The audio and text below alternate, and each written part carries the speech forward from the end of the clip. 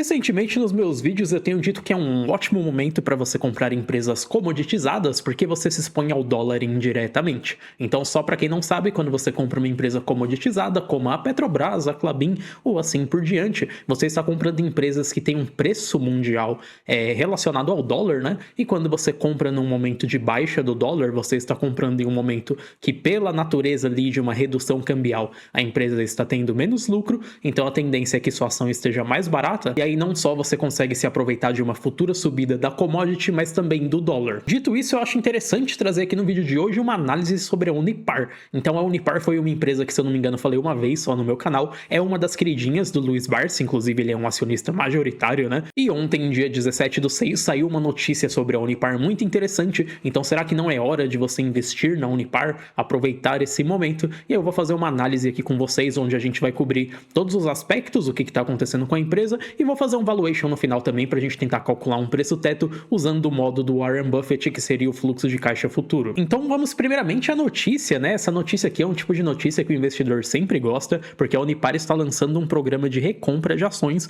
e pode retirar até 4,7 milhões de papéis do mercado. É uma notícia aqui bem curtinha, tá? Mas a Unipar anunciou o seu 6º programa de recompra de ações, que para quem compra, por exemplo, o NIP6, que tem direito a 10% a mais dos dividendos, porém não tem tag along, né? Essa é a diferença principal para quem tá confuso, porque a Unipar ela tem muito ticker no mercado, então o NIP3 ela basicamente vai ter ali em torno de 80% de tag along, o que significa que se a empresa for vendida em algum momento, você tem direito de vender sua posição também o equivalente a 80%, enquanto os tickers sem tag along você não tem esse direito, porém você recebe mais dividendo para compensar. Eu particularmente sou um acionista que eu não me importo muito com tag along, então para mim seria mais interessante a Unip6 mesmo, e a gente vê aqui que o que a Unipar quer recomprar da Unip6 corresponde a 5,1% das ações em circulação. Uma coisa que é muito importante destacar é que normalmente quando uma empresa anuncia um programa de recompra de ações, significa que a empresa está enxergando que o seu papel está muito barato. Entenda que nenhuma empresa vai querer recomprar as suas ações que estão a mercado, e basicamente o que isso significa, para quem não entende muito, é que eu pego ali uma parte daquelas ações que eu tenho em circulação, eu recompro de volta e eu coloco em tesouraria, e isso aumenta tanto a posição em porcentagem, né, de quem já é acionista, porque agora existem menos ações no mercado. Então imagina que você compra 10 ações de uma empresa que tem 100 ações à venda, você possui 10%, né, daquele investimento, e aí se de repente 50 dessas ações deixam de existir porque a empresa comprou de volta, deixou esses papéis guardados, né, ou cancelou também, que é uma das opções, agora de repente de 10% de participação você tem 20%, então você receberia o dobro do dividendo. E apesar disso aqui ser algo que os investidores gostam muito, né, vamos ver se a Unipar subiu. A Unipar não chegou a subir depois do anúncio, né, eu tô gravando esse vídeo aqui no dia 18 de junho, tá vendo? E quando a gente puxa a notícia, saiu no dia 17, né? Então, na verdade, deu uma subidinha sim, porque ela tava ali em 59, mas uma subidinha tão pequena que praticamente já devolveu no dia de hoje, e no fim das contas só ficou 0,38% positivo. Então, por que o mercado está tão pessimista com a Unipar? Será que isso aqui é um daqueles momentos que eu comento com vocês, né? Que o mercado está sendo irracional e a Unipar seria uma grande oportunidade que você poderia aproveitar nesse momento? Tem alguns fatores muito importantes que eu quero abranger com vocês aqui nesse vídeo. A ideia é que você entenda o panorama inteiro da empresa,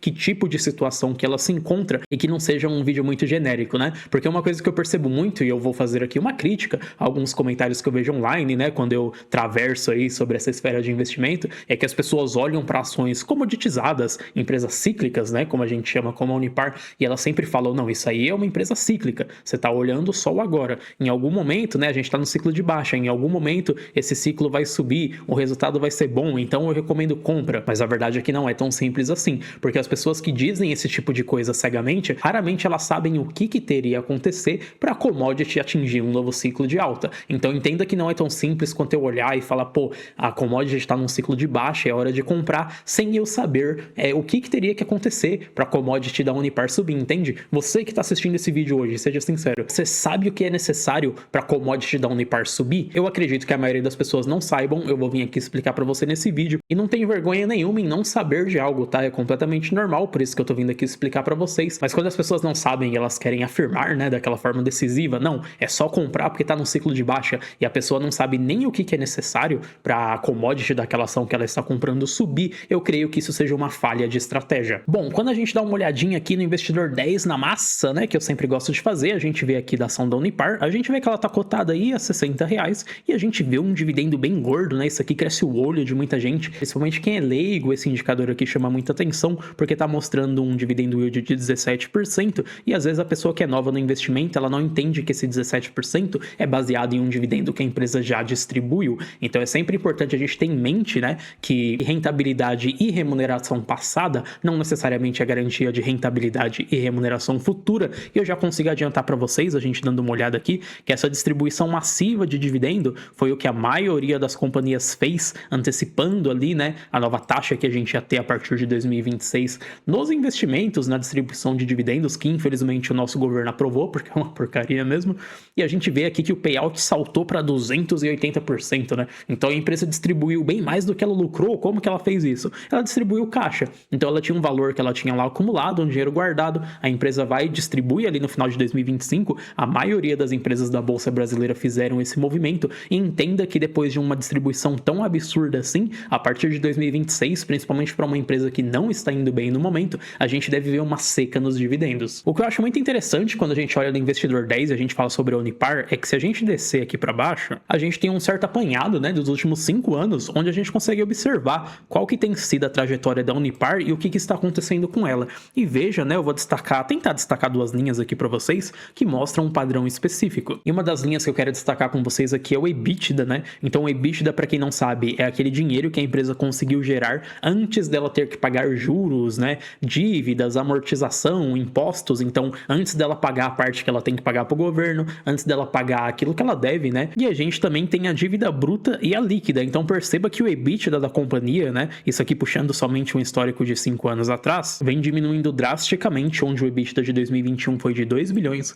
2022 foi 2,63 bilhões, 2023 a gente já tem uma queda para 1,23 bilhão, depois 2024 abaixo de 1 bilhão em 947 milhões, em 2025 uma leve recuperação em um EBITDA de 1,11 bilhão. Então perceba que o dinheiro que a empresa está conseguindo gerar antes mesmo dela ter que pagar suas dívidas diminuiu bastante. Isso é principalmente pela queda da sua commodity. Então, para quem não sabe qual que é o modelo, né, do qual a Unipar opera, que é uma coisa muito importante que você tem que entender também, é que ela principalmente opera com 2 produtos. Ela opera com PVC, que é usado muito para obras, para revestimento de cano, então setor imobiliário, setor de saneamento. O preço do PVC ele subiu pra caramba durante aquele período de pandemia de 2021, 2022, eu já vou mostrar isso para vocês. E o outro produto principal que a Unipar trabalha seria a soda cáustica. Então o processo da Unipar ele é relativamente simples, né? Ela pega água, sal, energia elétrica, ela faz uma reação química ali com a água e com o sal, e aí ela consegue 2 subprodutos, né? Ela consegue a soda cáustica e o cloro. O cloro é mais vantajoso você transformar em PVC,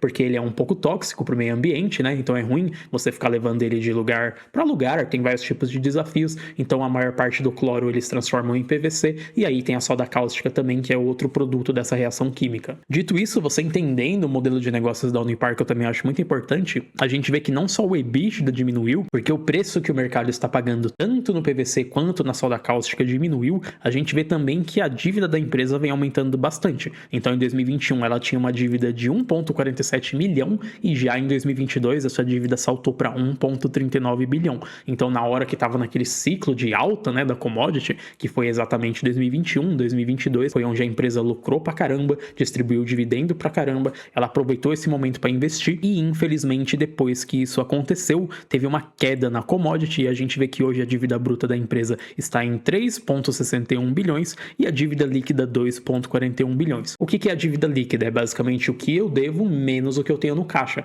Então perceba que em 2021 essa dívida líquida era negativa em menos 1,62 bilhão, ou seja, a empresa tinha muito mais em caixa do que ela devia, ao passo que hoje essa dívida já é de 2,41 bilhão, ou seja, mesmo que a empresa gaste todo o seu caixa tentando quitar sua dívida, ainda sobra 2,41 bilhões de dívida. Isso aqui é muito preocupante? Não tanto assim, tá? A gente vê que as empresas que estão com os maiores problemas, como recuperação judicial, que seria o caso da Raízen, hoje tem dívidas aí de acima de 50 bilhões, né? 50, 55 bilhões. Então essa dívida aqui bruta da Unipar não é tão assustadora assim, mas a gente vê aqui o que corroeu a margem da empresa. Então a gente vê um EBITDA muito menor, ou seja, a empresa gerando muito menos caixa e com uma dívida muito maior do que ela tinha antigamente. A gente consegue olhar isso através desse indicador chinês que mede o preço do PVC, tá? Então esse aqui seria o DPVC1 e a gente nota que teve um pico avalaçador no preço do PVC justamente ali naquele período de pandemia entre 2021 e 2022 e depois desse pico a commodity segue em queda, caindo até abaixo de ciclos de baixa anterior, como 2017, 2018, 2015 para trás e assim por diante. Se a gente olha para o outro produto, que seria a soda cáustica, né, analisando aqui agora um ticker dos Estados Unidos sobre a soda cáustica, a gente vê que teve um movimento similar também em 2021, 2022, que subiu pra caramba e agora apresenta uma queda enorme. Ou seja, a gente teve um super ciclo na Unipar, na verdade, entre 2021 e 2022, que foi causado inteiramente pela pandemia. Entende por que é importante a gente tentar entender o que seria necessário, né, para a Unipar subir a partir de agora? Porque a gente consegue ver o ciclo anterior dela e a gente vê que esse ciclo de alta foi precificado inteiramente por causa da pandemia. Ou seja, você investindo na Unipar hoje, será que você teria que esperar uma outra pandemia para o preço subir tanto? Entende que não é tão simples assim de, pô, o ciclo tá em baixa, eu vou comprar agora porque uma hora o ciclo vai subir. A última subida que a gente teve foi por causa de um desastre global. Então é muito importante a gente prestar atenção nesse tipo de coisa. Claro que para quem investiu desde lá de trás, como o Luiz Barsi, né, se a gente puxa nos últimos 10 anos aqui, de 2016 para cá, a gente vê que a Unipar trouxe um retorno de 4.668%, que é coisa pra caramba, com os dividendos inclusos, né? O que significa que se você investiu R$1.000 na Unipar 10 anos atrás, hoje você teria 47 mil. Mas a gente volta àquele ponto que eu comentei no começo do vídeo. A situação da empresa mudou, a gente está em tempos diferentes, os problemas são outros e a precificação, né, de você olhar para o lucro passado e a distribuição passada de lucro não necessariamente se aplica ao futuro. Bom, agora que você já está mais por dentro sobre o modelo de negócios da Unipar, o que aconteceu, né, de 5 anos para trás? Então a gente vê um EBITDA muito reduzido por causa da queda da commodity e a gente vê uma dívida muito maior também, porque durante o ciclo de alta a empresa começou a promover mais investimentos. E aí, para a commodity realmente voltar a subir, principalmente do PVC, a gente tem que olhar para 3 fatores que eu vou passar para você aqui agora. Entenda primeiramente que o PVC ele é usado principalmente em construções e saneamento básico, por exemplo, para telha de PVC, para saneamento, para cano e esse tipo de coisa. E um dos principais catalisadores, né, de aquecimento nessa commodity seria, na verdade, a queda da Selic, pois quando a Selic está mais baixa, se torna mais barato você construir, se torna mais barato você querer erguer prédio, né? Aí você tem que passar todos os canos, né, do lugar que você está construindo, seja um apartamento, seja uma casa. O PVC ele também pode ser usado para telha, para um monte de coisa no setor de construção.